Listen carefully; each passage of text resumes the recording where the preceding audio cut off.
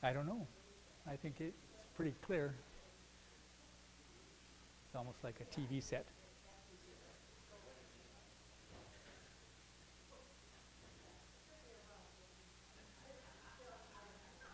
Welcome to all of you here. We'll get started with this presentation. First of all, I wanted to tell a little bit more about who we are. As you know, my name is Timothy Erickson. Pastor Tim, they call me, down in South America. And I'm with the Evangelical Lutheran Synod. The Evangelical Lutheran Synod is a lot smaller than the Wisconsin Evangelical Lutheran Synod. I think about 1/25th the size. But we have our own organization. The main reason for that is because in olden times, the Evangelical Lutheran Synod, or ELS in short, was of Norwegian background. And the Wisconsin Evangelical Lutheran Synod was of German background. Now in our synod, there's still a lot of Norwegian influence, and in the Wisconsin Synod, your synod, there's still a lot of German influence. So I remember that when the new hymn book, when this Christian worship was made, that's 25 years ago or something like that, or maybe longer, that the ELS wanted them to include some Norwegian hymns. And we wrote to them and said, would you include these Norwegian hymns? And if you do, we won't make our own hymn book. But the Wisconsin Synod Commission decided not to include those. So the ELS ended up making its own hymn book, which is in our churches. The ELS consists of about 150 congregations in many of the states. About 150 pastors also are members of the Synod. And we run Bethany Lutheran College and Bethany Lutheran Theological Seminary, both of them in Mankato, Minnesota. And our synod is divided into circuits. We don't call them districts, but we call them circuits. The Wisconsin Synod is bigger, so it has districts besides the circuits. And we have our North Iowa, Southern Minnesota circuit, which consists in 21 congregations, 18 of them in Iowa and 3 in Minnesota. The 3 in Minnesota are way in the southern part of Minnesota, barely across the state line. Albert Lea and Heartland and Manchester, which are right near Albert Lea. Those are the 3 Minnesota pastors that come to the meetings in Iowa. And I am retired. I don't have a congregation where I live in Dodge Center, but I participate in the Iowa-Minnesota circuit. It's circuit number 7 in our ELS, it's called. And we usually meet in Mason City in the Wisconsin Synod Church there, Prince of Peace. And there's one, that congregation is a Wisconsin Synod one. And in Thornton, there's a congregation called Richland, and the same pastor serves both congregations.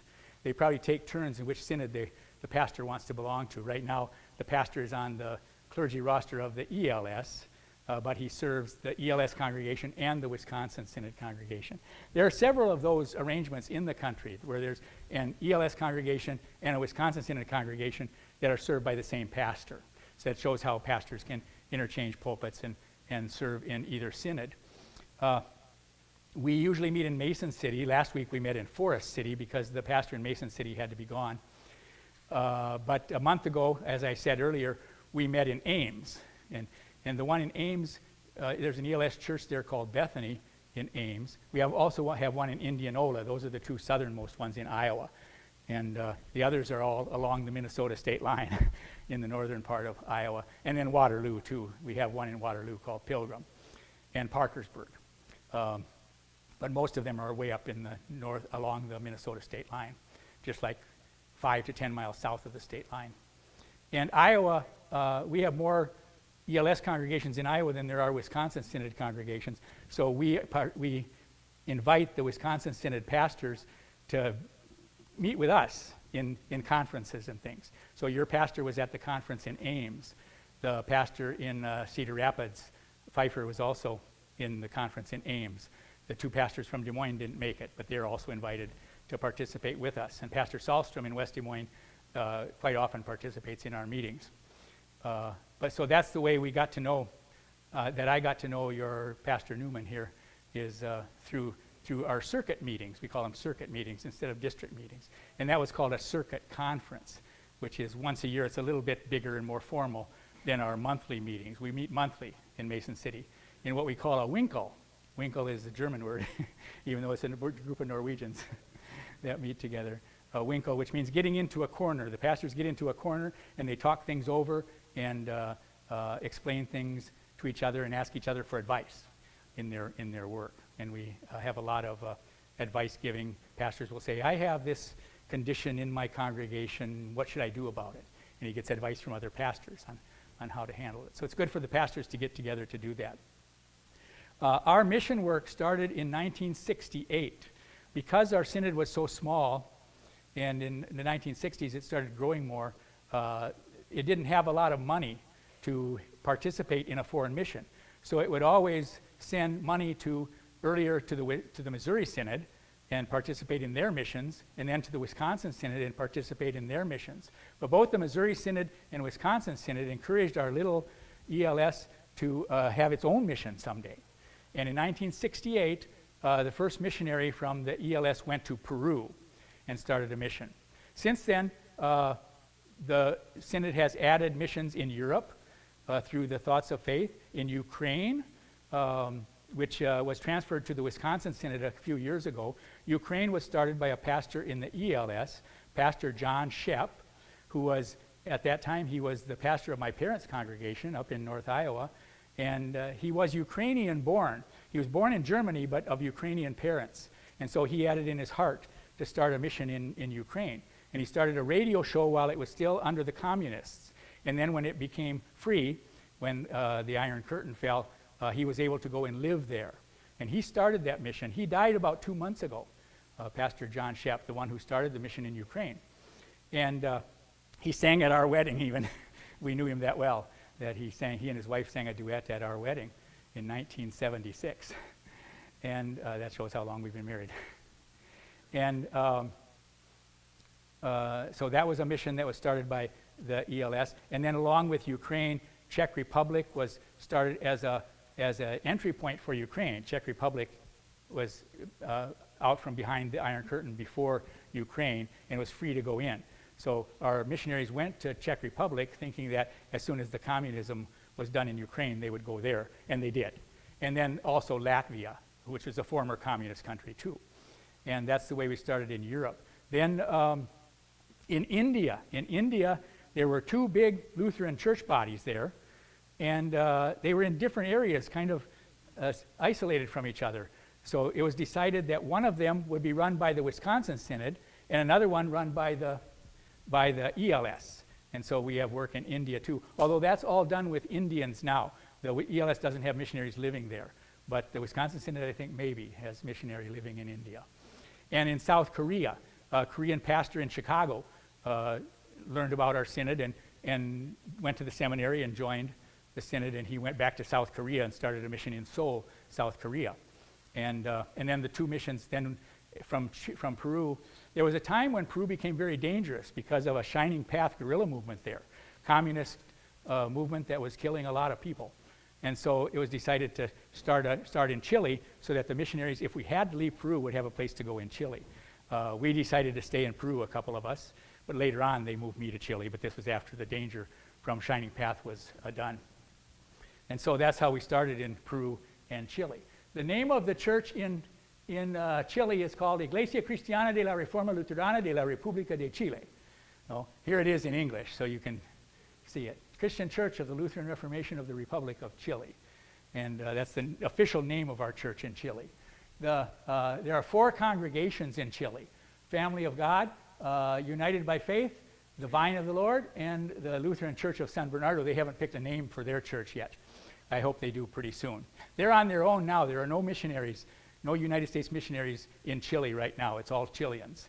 We have 1 Chilean pastor and 2 vicars and some other leaders too that do preaching and teaching. In Peru, we have 35 congregations, and I left Peru in 2004 to move to Chile. And we have 35 congregations and 13 national pastors, 13 Peruvian pastors that run those congregations. So the church in Peru is pretty well developed and is operating on its own too without foreign missionaries there. Sometimes the church in Peru, because the poverty is so great in Peru, they need a little help financially from the United States. But generally they're self-supporting too. And in Chile, the Chile church doesn't get any money except special offerings sometimes from the United States. This is their ministerial declaration in Chile. We are the church of Christ in Chile. In him we have the grace of God.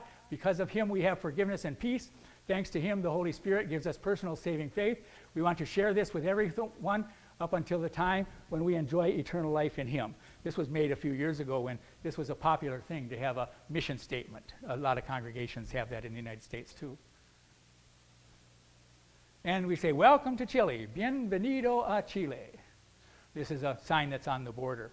Chile has a long border with Argentina, and you can drive back and forth between Chile and Argentina and between Chile and Peru. Otherwise, Chile doesn't have any other countries. This is a map that shows, this is an outline map of Peru, and behind it, an outline map of Chile. That's in a park in Santiago called Plaza Peru. And this shows a map. Peru, Chile, United States. We are actually east of the Eastern time zone in the United States. Some people think because it's on the Pacific Ocean, it must be west of us. But it's not. It's east of us. Chile is east of where we are now. And it's in the time zone that's to the east of Eastern time, the same as the tip of Maine up there, Peru and Chile. And so they're in, when you're on daylight savings time here, there's a 3-hour time difference. When we're off daylight savings time, there's only a 1-hour time difference with Chile. And that's where Chile and Peru are in South America. Another better map of South America that shows Peru and Chile. Chile's a long, thin country that has a border with Argentina, Bolivia, and Peru in the north, and has been enemies with all three of these countries at times in the past. Right now, things are pretty peaceful. Another map of Chile. There's Santiago, and then south of Rancagua, we have another church. We have the 3 churches in Santiago. Santiago is a city of 9 million people, so it has enough area, covers enough area to have more than one congregation. And we have 3 congregations in Santiago and 1 congregation outside of Santiago. We also, and as time permits for manpower for the people there to visit these other towns, they can start other congregations. And this is Santiago. It's a big city, cosmopolitan city. This is the tallest building in South America. And in 1992, mission work by the ELS began in Chile, preaching Christ crucified. This is the 2nd tallest building in South America. They were both competing to see who would be the tallest. They're about 4 blocks apart. And the people building this building ran out of money. So they topped it off and said, that's as high as we're going to go. The people in this building ran out of money too. But they didn't top it off. Later on, they got some more money, so they restarted it and finished it. This is the president of the church in Peru. The church in Peru, President Andres Robles. He's a pastor in Lima, and he came to visit us in Santiago. We'll see some pictures. In 2017, we had the ordination of the first Chilean pastor. And that was an important step, because then in 2018, the mission board asked me to go into retirement and leave the church in charge of a Chilean.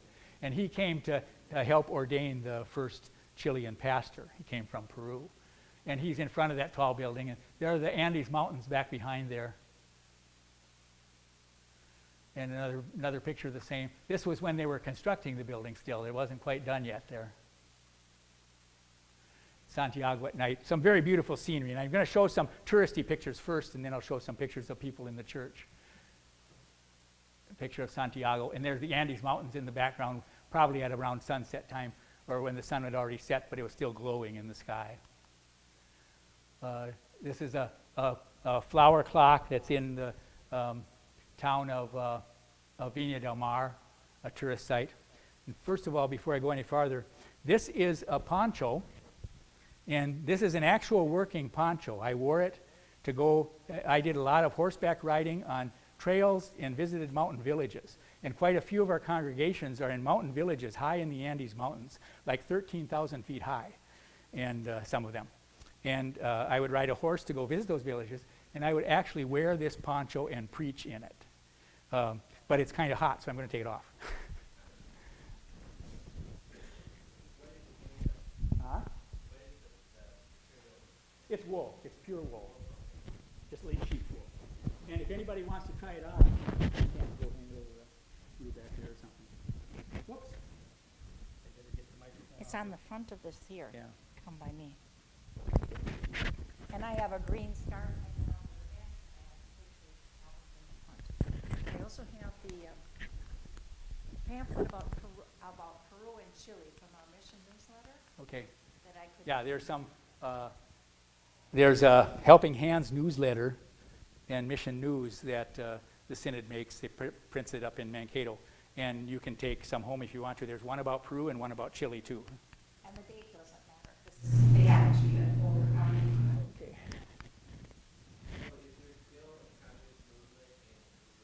Yes, it still exists, but it's pretty tiny right now. But every once in a while they'll act up. And that's the Shining Path. Yeah. But in 1992, their leader was captured, and that pretty much decimated the group. They kind of scattered without their leader. And there's scenery like this in the Andes Mountains. This is a lake up high in the Andes. I took that picture because those are pink flamingos. Pink flamingos, you can't tell on this picture, but I had to show a picture of pink flamingos. And there we are in front of it. It's cold up there. This is maybe 15,000 feet high up here. And United Nations Heritage Site is a mine in southern Chile. A double rainbow. The ocean, there are beaches, but they aren't very big beaches, and most of the ocean coast along Chile is like this.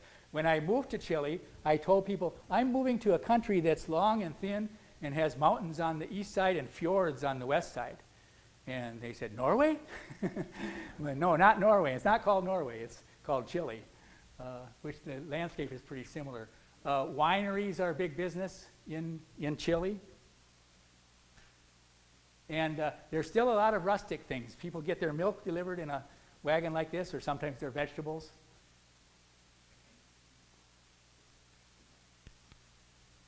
Oh, here, okay.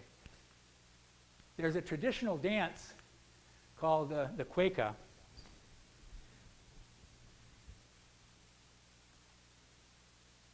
Let's see if I can get them to move. There. Whoops. Let me stop again. And this is a couple of school children dancing the cueca. And that's done in September. September 18th is their national holiday. And they dance this national dance. It's similar to a square dance type thing, a folklore type dance. But the man plays a rooster and the woman plays a hen. And they're courting each other and teasing each other, you know. And here's a couple in their typical dress that are dancing that dance, older couple. There's beautiful mountains in Chile. These are in southern Chile in the Torres del Paine National Park. And Chile is an agricultural country. A lot of scenery like this in the 18th of September holiday. Barbecues on a whole sheep being barbecued on a spit. And this is a barbecue in the church. And that's Mario. He's the president of the Chilean church, and he's the first national pastor. Felix, these two people are Canadians that spent about 3 or 4 years there and were members of our congregation. They belong to the Wisconsin Synod Church in Calgary, and now they're in Vancouver. And then another couple that's members of the church. I like this picture because there's a sign that says Linares to the left, and there's Linares to the right. Linares is a town where we have our church outside of Santiago. But it's off of a freeway, so it's to the left over here, but to get there you have to take the exit and then go over the overpass to get to it. But it's funny the way they put the signs up for one to the left and one to the right. One time in Lima, I have a picture of it, I have to look and get it digitalized. It's only on a photo or on slides. And it says, Lima, left turn. And then a little bit farther, no left turn allowed. We say, you can't get there from here. Oh, this means that it's a tourist site, and that's for pottery, making pottery. There's fishing and hiking and hot springs, and that's hotel, and that's museum. So it's telling the tourists what they have in that area. And Linares, 500 meters. They use the metric system there, not miles, 500 meters. Yeah. The roads in Chile are really super good, even a lot better than we have in the United States. Around Santiago, they have a highway that goes all the way around the city. It's a super highway, and except for a small part that's not done yet. And it's brand new, and it has tolls, but you don't have to stop to pay the toll. You get this little thing you put in your windshield of your car, and it beeps. It's called a beep. And it beeps when it passes under a toll control. And then they send you the bill at your home in the end of the month to get paid. So it's really, the technology is super there. We lived in this house in Linares. We actually lived in this little part here. The landlady lived in the taller part, but we rented these 2 rooms from her. That's one of the cars I drove there. It was a 2005 Toyota Corolla. Inside that house, the kitchen. And this is the house we lived in Santiago. There's the other car that we had. Oh, that's the CRV. The mission had 3 cars when we were there. I drove the Toyota Corolla, and I had a Subaru Forester, a 2004 model. And this was a 1998 Honda CRV that other people in the church would drive. Other missionaries when they were there, and then when they left, some other people would drive it. But that car got wrecked a few years ago, so it doesn't exist anymore. This is a picture of us with our grandchildren, myself and my wife, and our granddaughter Drew, Skylar, and Oren. Oren wasn't too happy. And Drew's dog. Our grand dog, they call her, our grand dog. Just that got in there. So usually these are at the end of the show, but I'm going to get into more things. Chile has its own cartoon character, like Mickey Mouse, but it's Condorito. And here he's saying, "We have a winner!" Some contest they had. Condorito jokes. They're sick jokes, like dad jokes, they call them nowadays. There's this one, here he talks about his mother-in-law, their mother-in-law jokes. And here he talks about his mother-in-law. And did you find out about my mother-in-law? She has the parrot sickness.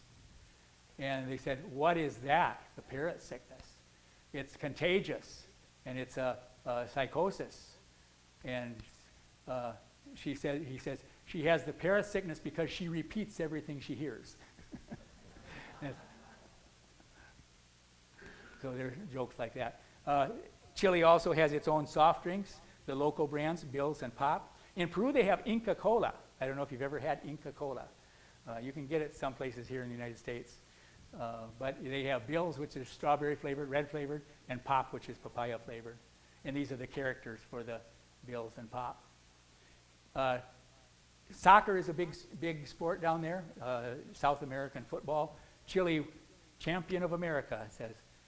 Chile won the South American championship 2 years in a row, or was it 3 years maybe, in a row, back a few years ago. This is the gas pump. Here's the final bill, $34,010.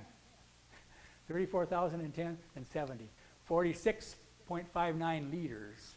And that makes it about between 600 and 700 per liter, which is about $1.70 per liter. That makes it over $6 a gallon. That's the typical price of gas there. There was an earthquake there a few years ago, and this is some damage from it. And this is Mario. This is at his ordination. Mario was ordained in 2017. That's what it was, 2017? And that's myself there beside him. And here are the other two. This is Vicar Guillermo and Vicar Enriquez. Victor, Guillermo Ruz, Victor Enriquez, Mario Galvez. And Mario was still a vicar when this picture was taken. And then he got ordained, and then that means he can wear the stole. And then this is a leader in Peru. He's the leader of the congregation that doesn't have a pastor, Ariel Arriagada. And then these three men came from Peru. Ariel is the leader in Linares. There's Victor again and Guillermo. They decided not to gown up for the ordination.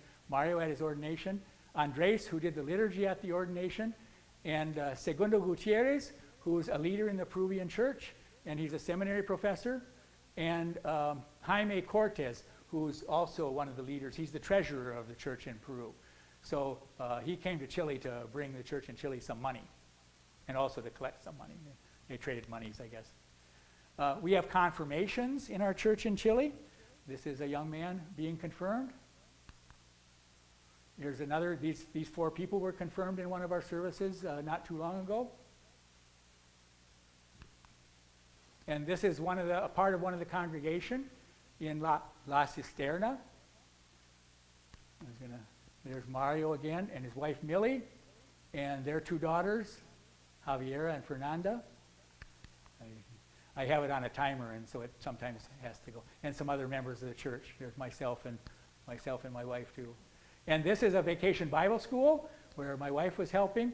A young woman from Milwaukee came to help us, and the leader,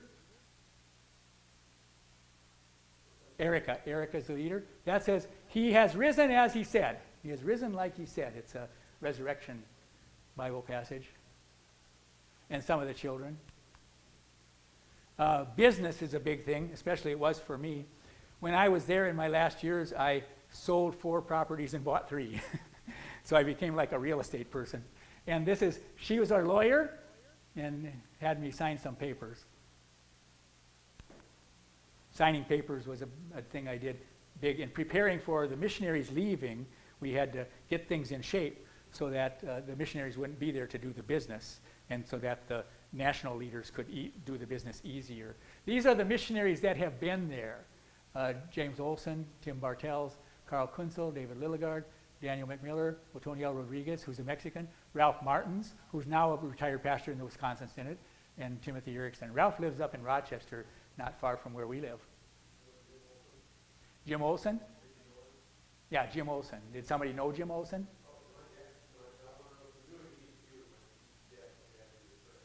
Okay, no, Jim is living in southwest Wisconsin. Yeah, he's living in southwest Wisconsin. Yeah, I still keep in touch with him once in a while. And Tim Bartels lives out in Oregon. Carl Kunzel left the synod and joined the Missouri Synod. David Lilligard's retired in Florida. Dan McMiller also left and joined the Missouri Synod. And Ralph accepted a call to a Wisconsin Synod mission after he left Chile. These are that's Pastor Tom Hine, who was in Colombia in his earlier years, and he had just spent 4 years in Colombia with his family, and then came to the United States and served as a pastor in the United States, and then now he's our mission counselor in the ELS. And this is Steve Peterson, who was the mission counselor before him. And Steve Peterson retired 2 years ago, and then Tom took his place, Pastor Hine. Here's Linares, a map that's on a wall of one of the gas stations in Chile. In Chile, along the highway, they have a lot of rest areas with gas stations that are kind of like Quick Trip or Casey's with a store, little store, sometimes a bigger restaurant attached, and it's called Copec. Today we are constructing churches, changing locations, and implementing new projects for the benefit of our members. That was the things that I had to sign a lot of papers to be able to do that stuff. Constructing of churches, had to get the construction license, and changing locations in some areas, and some new projects. Praying that the Holy Spirit works for our growth, reaching out to new souls. And that says Lutheran Christian Church. And Officio, we call our service the Officio, and that's the time, and Bible class at that time, and Bible class on Wednesdays too. This is a new church. This is the newest church that we built. It was built from the ground. They had a building on the side, but it was too small. And so they got, kingdom workers went down, kingdom builders went down there and built most of this church. The local man put up the grid work out of metal, and then the kingdom workers came down and put up the walls and the roof. This says, do not be afraid. From now on, you will be fishers of men, Jesus said to Simon. And so they left their ships at the shore, and leaving everything, they followed Jesus. Luke 5, 10 to 11. And this is a picture that's in many of our churches. It was painted by missionary David Heiser's wife, Ruth, is a copy of a painting that's in Madrid, Spain.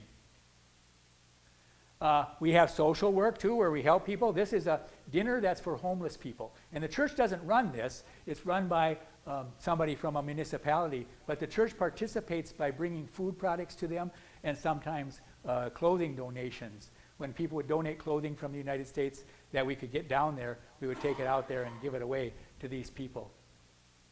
And they got a good meal that day. And then the church would go out there when they were having their meals and sing some songs for them and have a devotional message too.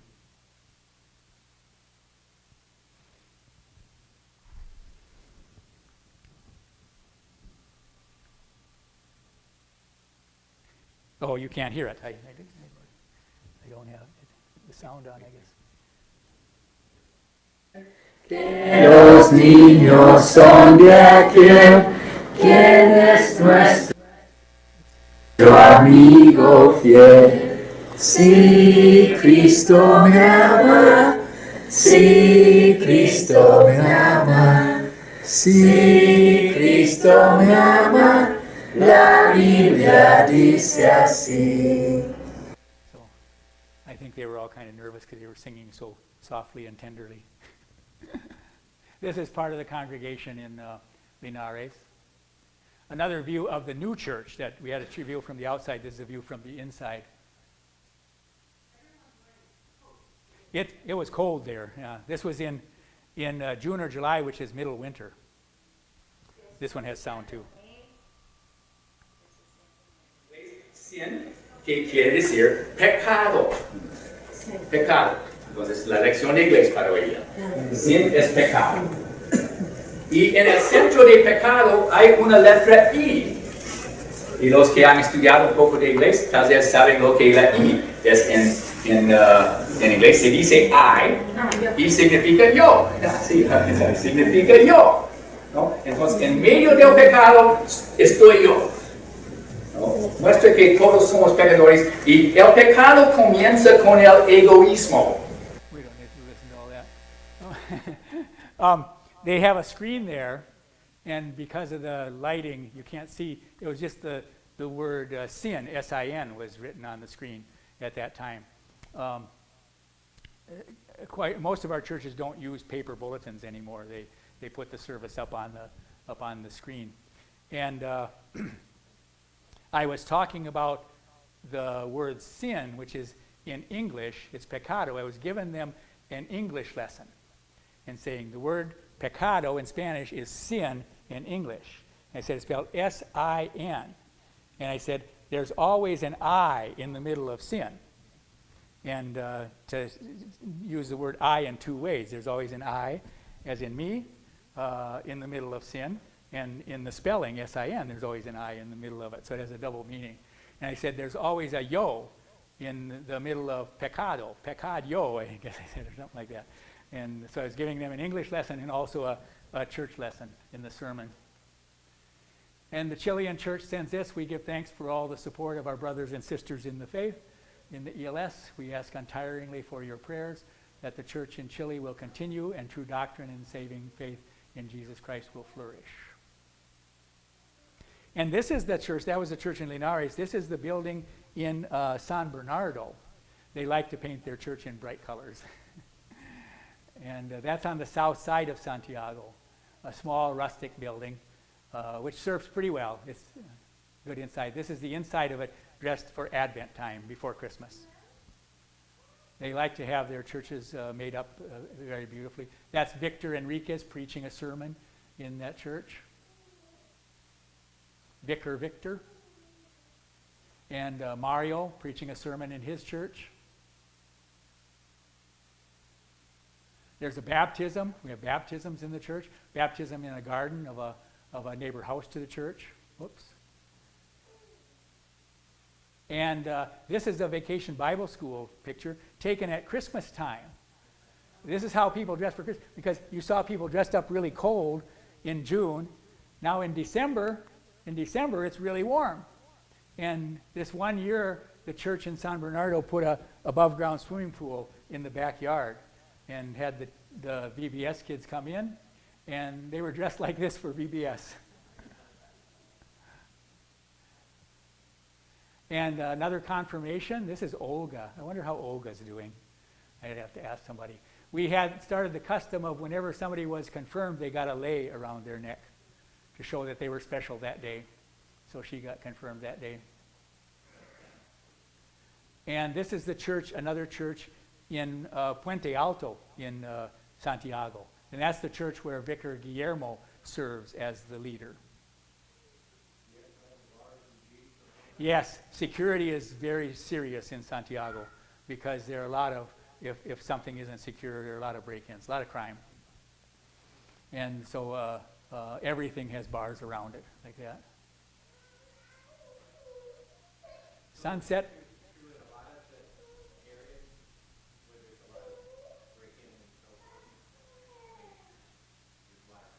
Yeah, a lot of crime. A lot of crime.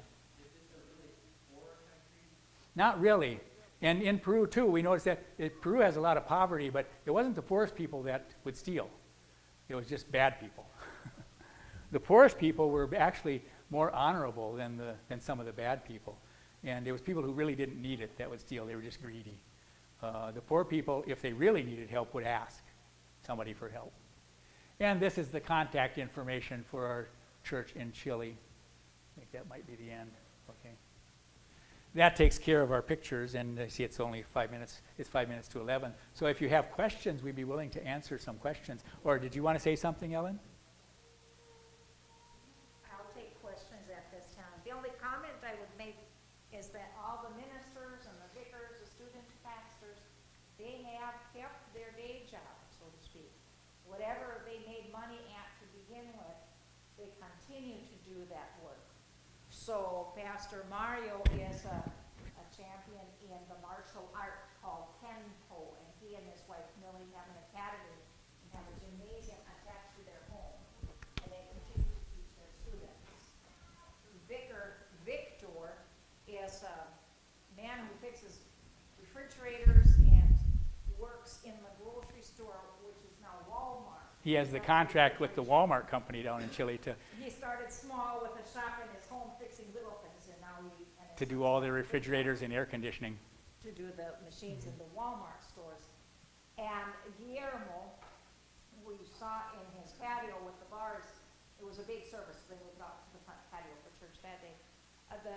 Guillermo is an all-around handy person. He does gas and electricity repairs. And so they continue to do that, and the church pays them as they are able to.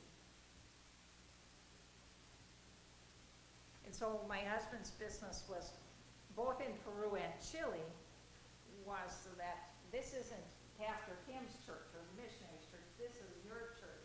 And the whole purpose was to teach the people in Peru and then in Chile to how to lead their church and to continue to be faithful and to raise leaders in those churches, teachers, Sunday school teachers, ministers, so that the church will continue. We have, there are different philosophies of mission work, and the extremes are, some missionaries go and think we have to do as much as we can for the people there. And others go and say, we let them do whatever they can by themselves, and we help them with things that they can't do by themselves. And I'm more on that side. But we often had discussions of this about the field when missionaries came and said, we have to do as much as we can for these people. And then the people don't learn how to do it themselves. And they don't appreciate it as much either, you know, if someone does it for them. And a lot of times when a missionary has that philosophy that we do as much as we can, when that missionary leaves, those people stop attending. And we work with an indigenous method trying to get the people to do as much as they can for themselves. And that so someday they will be able to run their own church and not have us telling them what to do. While you ask your questions, if you want one of these papers, either from Peru or Chile, let me know and I'll just add them on. You can set them on the table back there. Yeah. In both countries, they have to irrigate where they have rivers coming down from the snow melt in the Andes Mountains. By the time they get to the ocean, they're just a little trickle because they take all the water out of it for irrigation and for the cities that are along the rivers too. And in Chile, they do the same thing.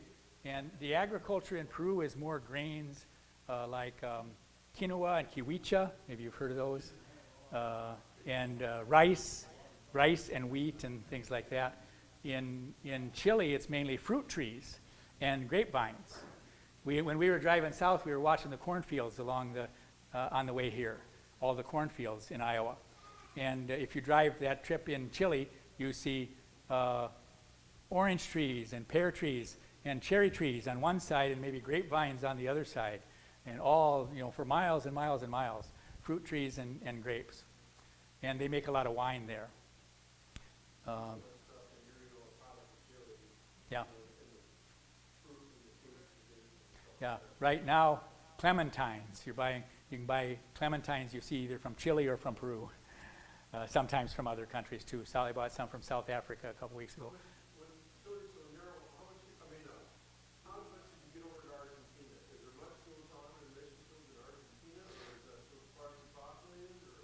Yeah, no, Argentina is a mission field that is being considered in South America. We have contacts in Argentina of people that are there. One problem is getting the manpower and the finances to go there. And there are some good members there that want us to come. And from Chile, you can drive across to Argentina. You also fly. I think every time, well, we drove once. I drove once. And between Chile and Argentina, there's a fixed border, but the Chile border control is 6 miles before the border. And the Argentina one isn't till about 30 miles after the border. So there's a space of about 35 miles where you don't know if you're in which country you're in. And we drove in there. So I can say I drove in Argentina once, because where the border is, I crossed the border without having to cross a border control. And to get to the border control, you have to go 30 miles. And yeah, no problems with traveling. And we felt pretty safe. There were areas of Santiago that were dangerous, and we had some incidents, a few incidents where a car window was broken in order to try to steal from us. They didn't get anything, but they broke the car window. And a little piece of glass cut my wife, so she had to go to the doctor to get that looked at and get it on the official record that these thieves had injured her. And it was kind of scary. Yeah, yes, it was. The fire extinguisher was heaved at our car. Yeah. And fortunately, it only dented the frame of the car instead of my head. Yeah. Yes.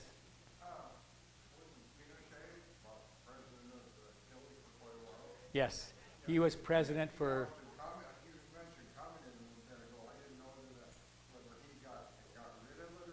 Yeah, he got rid of it in Chile. Well, there are some leftists. Yeah, there is a communist party that's pretty strong, but not strong enough to take over. And most people are pretty free market people. Yeah. Up until the point he died, they were trying to prosecute him. But he violated a lot of human rights, had a lot of people put to death. And down there are museums for that and places where they said this is where he kept prisoners, just political prisoners. And once in a while, a helicopter would come and pick up some of them, go out over the ocean and push them out and to get rid of them. A lot of stories like that Pinochet approved of.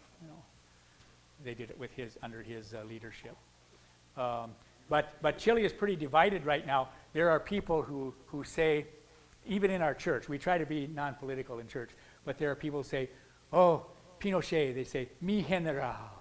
He couldn't do anything wrong. And then there are other people who say, he was the worst leader in the history of Chile. Sounds familiar, yeah. And who's right? If Pinochet hadn't taken over in 1973, that was September 11th. They have their own September 11th celebration there. If he hadn't taken over, what would have happened in Chile?